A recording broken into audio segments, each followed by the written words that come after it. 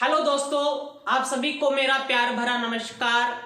और एक बार फिर से आप सभी का आपके अपने लकी सर यूट्यूब चैनल पर हार्दिक स्वागत है, अभिनंदन है, वंदन है।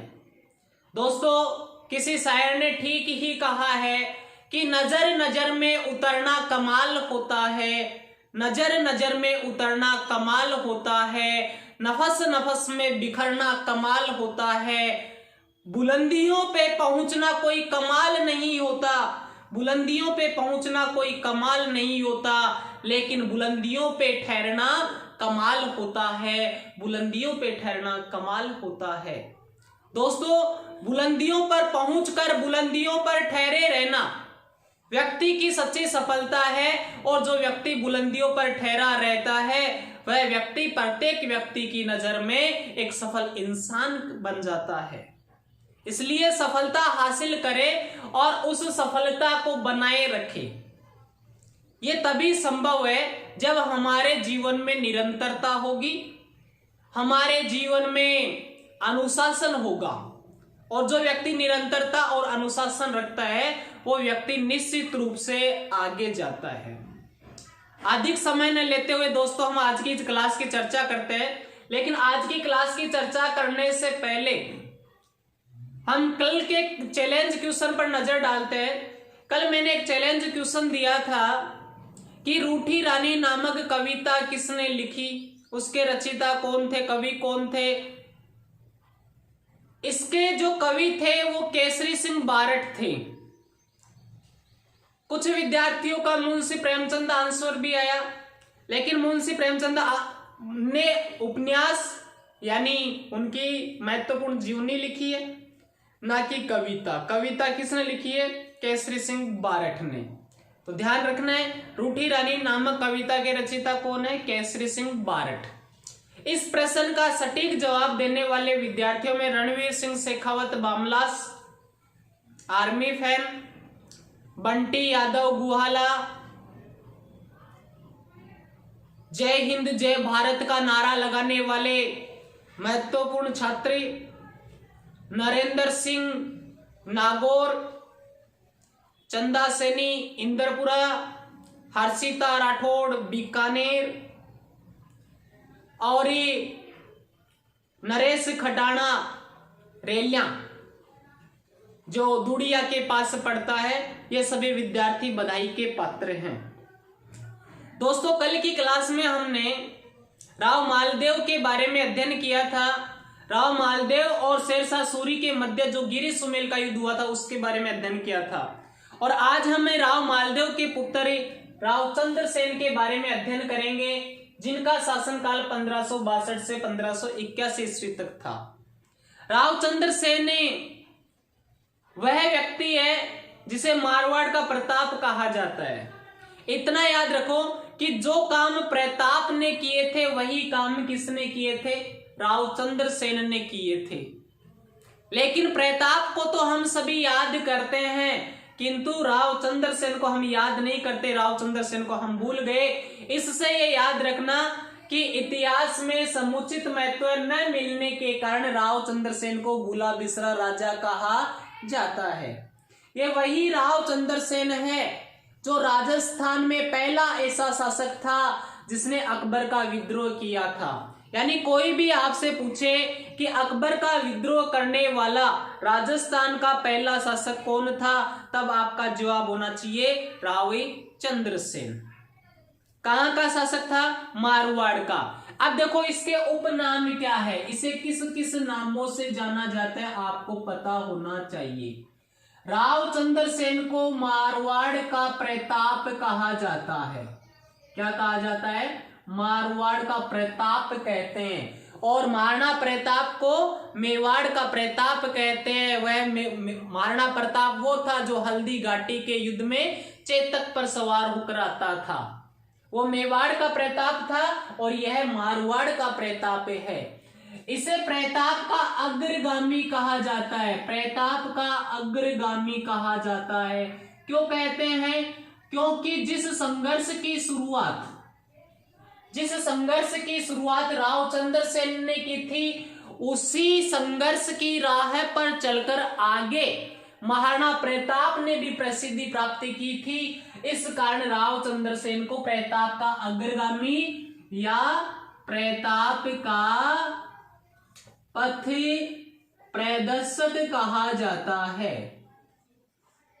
क्या कहते हैं? मारवाड़ का प्रताप कहते हैं, प्रताप का अग्रगामी कहते हैं, प्रताप का पथ प्रदर्शक कहते हैं। इसके अलावा इसे विस्मृत वाला राजा भी कहा जाता है। विस्मृत वाला राजा भी कहा जाता है। भूला बिसरा नायक या भूला बिसरा राजा भी कहा जाता है। किसको? राव चंद्रसेन को। इसके अलावा राव चंद्रसेन को द फॉरगेटन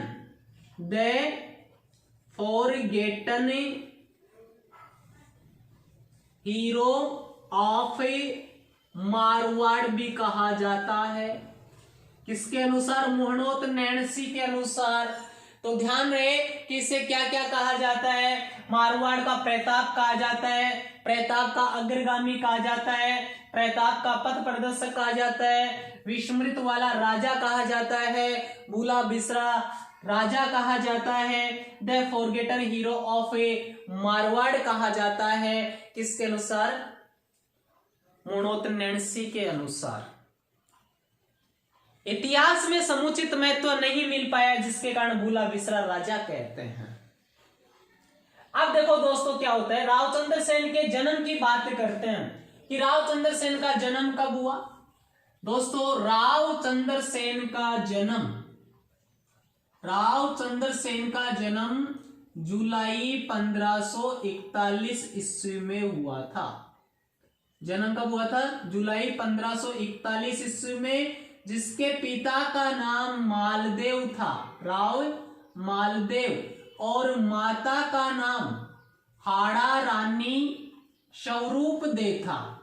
क्या नाम था? स्वरूप दे। अब देखो ध्यान रखो, जन्म कब हुआ है? जुलाई 1541 ईस्वी में। इनके जन्म से संबंधित जुड़े हुए मैं कुछ और फैक्ट आपको बता देता हूं। 9 मई 1540 को प्रताप का जन्म हुआ। किसका जन्म हुआ? 9 मई 1540 को प्रताप का जन्म हुआ। 1541 में चंद्रसेन और बीकानेर के शासक राय सिंह का जन्म हुआ। उसके बाद 15 अक्टूबर 1542 को अकबर का जन्म हुआ।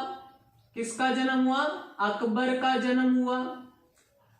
ऐसे अकबर ऐसे अमरकोट, यानी अकबर का जन्म कहां हुआ? अमरकोट में हुआ। अमरकोट कहां है? पाकिस्तान में। कहां है? पाकिस्तान में। इसी 15 अक्टूबर से एक और बात याद आ गई। 15 अक्टूबर 1931 को missile man APJ Abdul Kalam का जन्म हुआ था। किसका जन्म? अब्दुल कलाम का जन्म हुआ था, जो मिसाइल मैन के नाम से जाने जाते हैं। इनका जन्म धनुषकोडी गांव रामेश्वरम तमिलनाडु में हुआ था। कहां हुआ था? धनुषकोडी गांव रामेश्वरम तमिलनाडु में हुआ था। किसका जन्म? एपीजे अब्दुल कलाम का। इस अमरकोट से एक बात और याद आती है, हमारे राजस्थान के 2 लोक देवता है, एक का नाम रामदेव जी और एक का नाम बाबू जी। इन दोनों का विवाह भी कहां हुआ था? अमरकोट दुर्ग में ही हुआ था, यानी अमरकोट में ही हुआ था। रामदेव जी की पत्नी का नाम नेतल दे निहाल दे था और बाबू जी की पत्नी का नाम फूलम दे व सुप्यार दे था। तो ध्यान देना है कि रामदेव जी और बाबू जी का विवाह कहां हुआ? अमरकोट में। और क्या हुआ?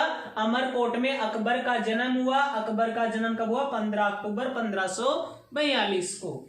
15 अक्टूबर से एक फैक्ट और याद हो गया। 15 अक्टूबर 1931 को किसका जन्म हुआ? एपीजे अब्दुल कलाम का जन्म हुआ। एपीजे अब्दुल कलाम किस नाम से जाने जाते हैं? मिसाइल मैन के नाम से जाने जाते हैं, जो हमारे भारत के पूर्व राष्ट्रपति रह चुके हैं। इनका जन्म धनुषकोडी गांव रामेश्वरम तमिलनाडु में हुआ था। इनके जन्मदिन को यानी 15 अक्टूबर को किसके रूप में मनाया जाता है? विद्यार्थी दिवस के रूप में मनाया जाता है। अब कोई भी आपसे पूछे कि विश्व विद्यार्थी दिवस कब मनाया जाता है? 15 अक्टूबर को मनाया जाता है। इसी दिन 15 अक्टूबर को विश्व हाथ धुलाई दिवस मनाया जाता है। कौन सा दिवस मनाया जाता है? विश्व हाथ धुलाई दिवस मनाया जाता है। और हाथ धोकर हम क्या करते हैं? खाना खाते हैं। तो इसके अगले दिन 16 अक्टूबर को विश्व खाद्य दिवस मनाया जाता है। कौन सा दिवस मनाया जाता है? विश्व खाद्य दिवस मनाया जाता है। तो ध्यान रखना है, 15 अक्टूबर को विद्यार्थी दिवस और विश्व हाथ धुलाई दिवस मनाया जाता है, और 16 अक्टूबर को विश्व खाद्य दिवस मनाया जाता है। अब देखो, राव चंद्र सेन के पिता का नाम क्या है? राव मालदेव। तो हम यहां लिखते हैं पिता का नाम राव मालदेव। अब देखो, राव मालदेव के वैसे तो 10 पुत्र थे दोस्तों, लेकिन इनकी जो रानी है स्वरूप दे, उनके 3 पुत्र थे। वो 3 पुत्र कौन कौन थे? एक का नाम था राम सिंह, और एक का नाम था उदय सिंह, जो आगे चलकर मोटा राजा उदय सिंह कहलाते हैं, और एक का नाम था चंद्रसेन। मैं चंद्रसेन को गोले में ले रहा हूं ताकि आपको पता लग जाए कि राव मालदेव के बाद उत्तराधिकारी कौन बना? चंद्रसेन बना था। अब देखो, राव मालदेव राम सिंह से पहले से ही नफरत करते थे, उससे पहले से ही अप्रसन्न थे। इसलिए उन्होंने क्या किया? पहले ही राम सिंह को उत्तराधिकार के संघर्ष से अलग कर दिया और उसे एक जागीर दे दी। कौन सी जागीर? केलुआ की जागीर। केलुआ कहां पड़ता है? मेवाड़ में पड़ता है। कहां पड़ता है? मेवाड़ में पड़ता है, और उसे जागीर दे दी। किसने? राव मालदेव ने। कुछ किताबों में गुंदोज भी लिखा हुआ है, इसलिए अगर ऑप्शन में दोनों रहे तो तीसरा ऑप्शन उपरोक्त दोनों आएगा, लेकिन अगर दोनों में से एक रहे तो जवाब यही होगा, या तो केलुआ या गुंदोज। अब क्या होता है कि राम सिंह यहां से नाराज होकर कहां चला जाता है? मेवाड़ के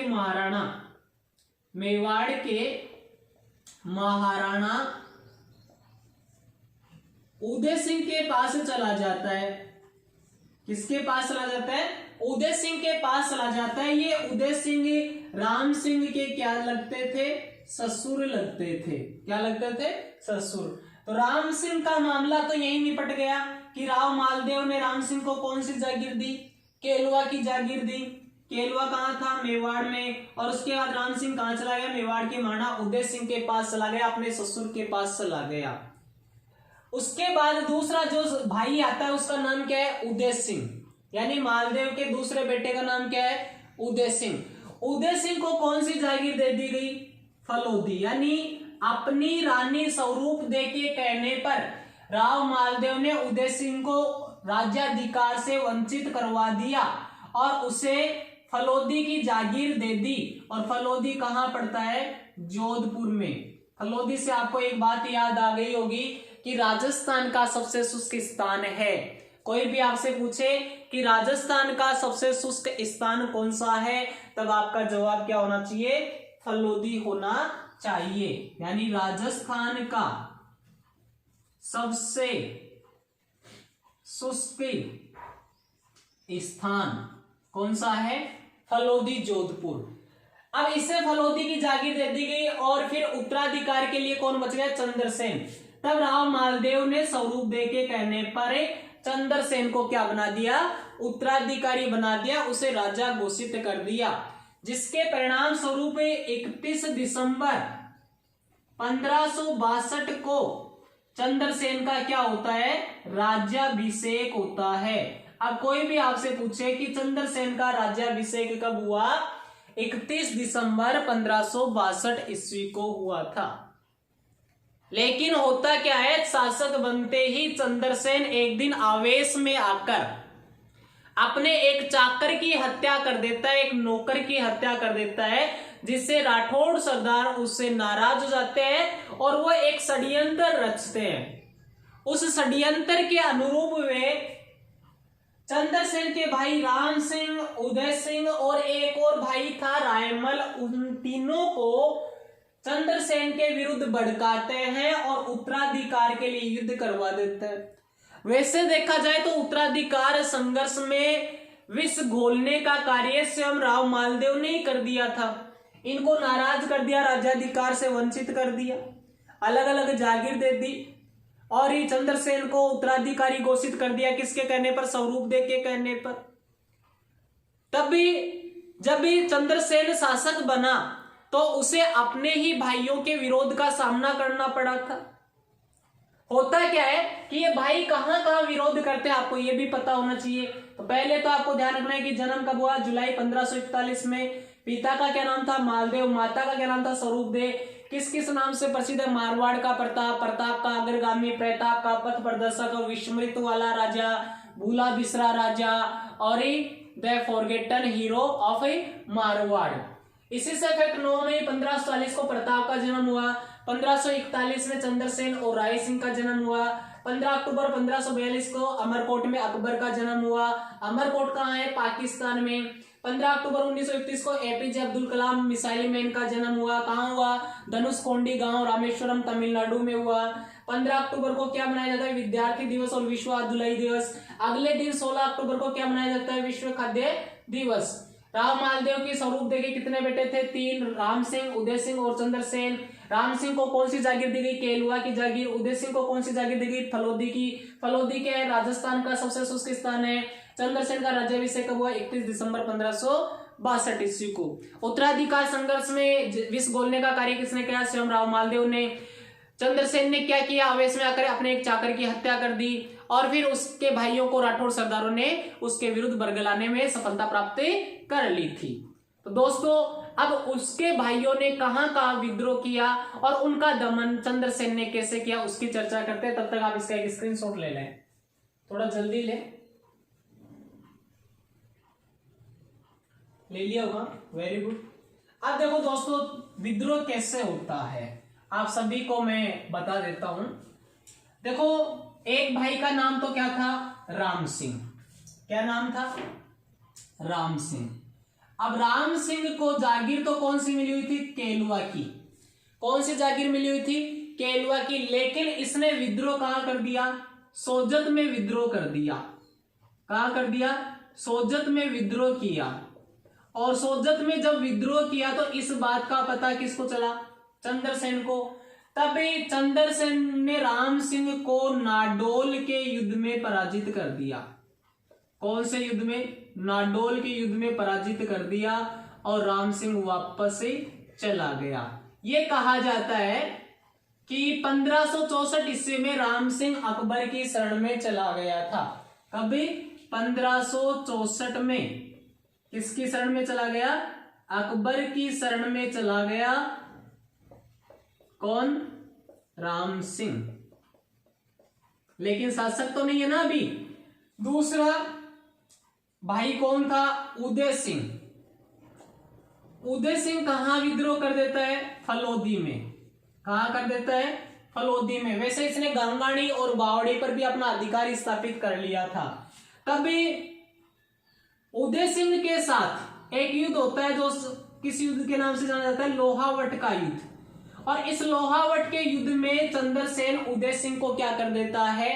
पराजित कर देता है। क्या कर देता है? पराजित कर देता है। और पराजित होने के बाद उदय सिंह भी किसकी शरण में चला जाता है? अकबर की शरण में चला जाता है। तो ध्यान देना, शरण में चला गया। देखो दोनों भाइयों ने कहां का विद्रोह किया? राम सिंह ने सोजत में विद्रोह किया, तब राव चंद्रसेन ने उसे नाडोल के युद्ध में पराजित कर दिया और यह 1564 में अकबर की शरण में चला गया। उदय सिंह ने कहां विद्रोह कर दिया? फलोदी में। और कौन कौन से क्षेत्रों पर अधिकार कर लिया? गंगाणी व बावड़ी पर। और लोहावट के युद्ध में चंद्रसेन ने उसे पराजित कर दिया और उदय सिंह भी कहां चला गया? अकबर की शरण में चला गया। इसके बाद देखो दोस्तों अकबर के द्वारा नागौर में एक दरबार का आयोजन किया जाता है जो नागौर दरबार के नाम से जाना जाता है। जिसका मुख्य उद्देश्य क्या था, मारवाड़ की स्थिति को जानना और राजपूत शासकों के साथ वैवाहिक व सामान्य संबंध स्थापित करना और राजपूताने के अधिकांश शासकों से अधीनता स्वीकार करवाना था। तो अब हम चर्चा करते हैं नागौर दरबार की, कि नागौर दरबार कब लगाया गया था।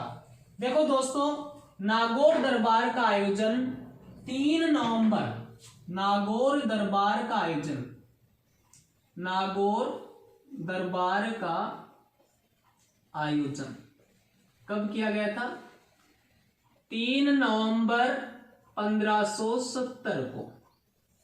अजमेर यात्रा के दौरान अकबर कहां आता है, मारवाड़ आता है, और मारवाड़ में नागौर में एक दरबार का आयोजन करता है और यहीं पर दुष्काल की खबरें सुनकर एक तालाब का निर्माण भी करवाता है जिसका नाम है शुक्र तालाब, और उसी तालाब के किनारे पर इस नागौर दरबार का आयोजन किया जाता है।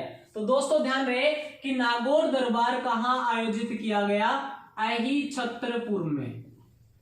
कहां आयोजित किया गया, अही छत्रपुर में। किस तालाब के किनारे, शुक्र तालाब के किनारे पर, शुक्र तालाब के किनारे पर।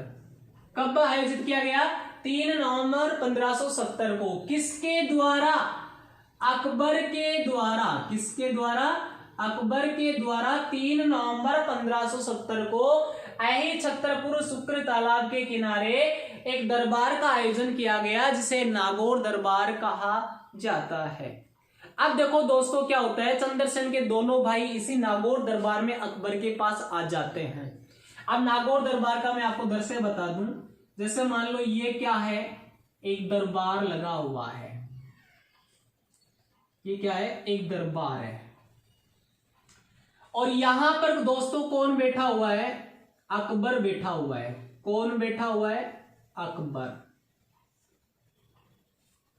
अकबर ने इस दरबार के दौरान एक नीति अपनाई थी जिसे कौन सी नीति कहा जाता है, सुलह कुल की नीति। सुलह कुल की नीति। इस नीति का मुख्य उद्देश्य क्या था, राजपूत शासकों से अधीनता स्वीकार करवाना और उनके साथ वैवाहिक संबंध स्थापित करना। तो अकबर ने राजपूत शासकों से अधीनता स्वीकार करवाने के लिए और उनसे वैवाहिक संबंध स्थापित करने के लिए कौन सी नीति अपनाई, सुलह कुल की नीति अपनाई। अब सवाल ये उठता है कि नागौर दरबार के दौरान सबसे पहले अधीनता स्वीकार किसने की। देखो यहां पर एक व्यक्ति है जिसका नाम है कल्याणमल, जो कहां से आया था, बीकानेर से, यानी कहां का शासक था, बीकानेर का। बीकानेर के शासक कल्याणमल ने सबसे पहले यानी सर्वप्रथम अधीनता स्वीकार की। सर्वप्रथम अधीनता किसने स्वीकार की, बीकानेर के शासक कल्याणमल ने अधीनता स्वीकार की थी। इसके 2 बेटे थे, एक का नाम था पृथ्वीराज राठौड़। क्या नाम था, पृथ्वीराज राठौड़, और दूसरे का नाम था राय सिंह राठौड़। राय सिंह राठौड़। ये पृथ्वीराज जो राठौड़ है इनको कन्हैयालाल सेठिया ने क्या कहा है, पीथल, और महाराणा प्रताप को क्या कहा है, पाथल। पीथल किसको कहा है, पृथ्वीराज राठौड़ को, और पाथल किसको कहा है, महाराणा प्रताप को। किसने, कन्हैयालाल सेठिया ने। राय सिंह राठौड़ है, उनको क्या कहा जाता है, राजपूताने का कर्ण कहा जाता है। क्या कहा जाता है, राजपूताने का कर्ण कहा जाता है। तो सबसे पहले अधीनता स्वीकार किसने की, बीकानेर के शासक कल्याणमल ने। इसके कितने पुत्र थे, 2। एक का नाम क्या था, पृथ्वीराज राठौड़, जिन्हें कन्हैयालाल सेठिया ने पीथल कहा, और दूसरे का नाम क्या है, राय सिंह राठौड़, जिन्हें किस नाम से जाना जाता है, राजपूताने का कर्ण के नाम से जाना जाता है। और यहां पर चंद्रसेन के दोनों भाई थे, एक का नाम था राम सिंह और एक का नाम था उदय सिंह। ये दोनों क्या कर रहे हैं, इसकी चाटुकारिता कर रहे हैं, किसकी, अकबर की, यानी उसकी सेवा कर रहे हैं। कभी पैर दबा रहे हैं तो कभी हाथ दबा रहे हैं, कभी उसकी मालिश कर रहे हैं तो कभी उसको पानी पिला रहे हैं, कभी कुछ कर रहे हैं। यहीं पर एक व्यक्ति और था जिसका नाम था हरराय भाटी। क्या नाम था, हरराय भाटी। हरराय भाटी कहाँ का था, जैसलमेर का। इसने भी अधीनता स्वीकार कर ली। यहीं पर एक व्यक्ति और था जिसका नाम था सूरजन हाड़ा। सूरजन हाड़ा। सूरजन हाड़ा कहां से आया? रणथंभौर से। कहां से आया? रणथंभौर से। इसके पास हाड़ौती का क्षेत्र भी था, तो कई स्थानों पर बूंदी भी लिखा हुआ मिलता है। तो ध्यान देना है कि दरबार में कौन कौन है? बीकानेर से कल्याणमल, पृथ्वीराज राठौड़, राय सिंह राठौड़, और चंद्रसेन के भाई राम सिंह, उदय सिंह। जैसलमेर से हरराय बाटी और रणथंभौर से सूरजन हाड़ा इसमें भाग लेने के लिए आए थे। किसमें? नागौर दरबार में। और इन्होंने अकबर की अधीनता स्वीकार कर ली थी। अब होता क्या है दोस्तों, ध्यान देना कि इसी समय इस दरबार में और कौन आता है? चंद्रसेन आता है। कौन आता है? चंद्रसेन आता है। किसके साथ? अपने पुत्र के साथ आता है। किसके साथ आता है? अपने पुत्र के पास साथ आता है, लेकिन यहां से वापस लौट जाता है, नागौर दरबार में भाग नहीं लेता। क्यों? क्योंकि जब भी ये नागौर दरबार में प्रवेश करता है तो सबसे पहले तो उसके भाई राम सिंह और उदय सिंह उसके सम्मान में, उसके स्वागत के लिए खड़े नहीं होते हैं। दूसरा, अकबर भी उसका स्वागत नहीं करता है। और तीसरा, चंद्रसेन को जो मनसब प्राप्त था उससे कम प्राप्त मनसब वाले लोग नागौर दरबार में आगे थे और चंद्रसेन पीछे था। यानी वो कुर्सियों पर बैठे हुए थे, चंद्रसेन खड़ा था। हम ये कह सकते हैं कि अकबर ने चंद्रसेन को नागौर दरबार में यथोचित सम्मान नहीं दिया, जिसके कारण चंद्रसेन नाराज होकर वापस चला गया और उसने अकबर की अधीनता स्वीकार करने से मना कर दिया। और नाराज होकर कहां चला जाता है? जोधपुर चला जाता है, जिससे अकबर क्रोधित हो जाता है और अकबर चंद्रसेन पर आक्रमण करने के लिए हुसैन कुली खां की अध्यक्षता में जोधपुर अभियान के लिए एक सेना भेजता है, जिसके कारण चंद्रसेन वहां से भादरा जून चला जाता है। फिर वह सोजत जाता है, सिवाना जाता है, कानूजा की पहाड़ियों में जाता है, सचियाब जोधपुर जाता है, सारण की पहाड़ियों में जाता है, जिसकी चर्चा हम कल की क्लास में करेंगे। तो ध्यान देना है कि नागौर दरबार में चंद्रसेन आया, लेकिन बिना अधीनता स्वीकार किए वापस चला गया। क्यों? क्योंकि अकबर ने चंद्रसेन को यथोचित सम्मान नहीं दिया। इससे कम मनसब वाले लोग बैठे हुए थे, इसके भाइयों ने इसका स्वागत नहीं किया, अकबर ने भी इसको सम्मान नहीं दिया, जिससे चंद्रसेन नाराज हो जाता है और उसने आजीवन मुगलों की अधीनता स्वीकार करने से मना कर दिया। मारवाड़ का पहला शासक जिसने आजीवन मुगलों की अधीनता स्वीकार नहीं की, अधीनता स्वीकार करने से मना कर दिया, इसीलिए इसको मारवाड़ का प्रताप कहते हैं। किसको? राव चंद्रसेन को।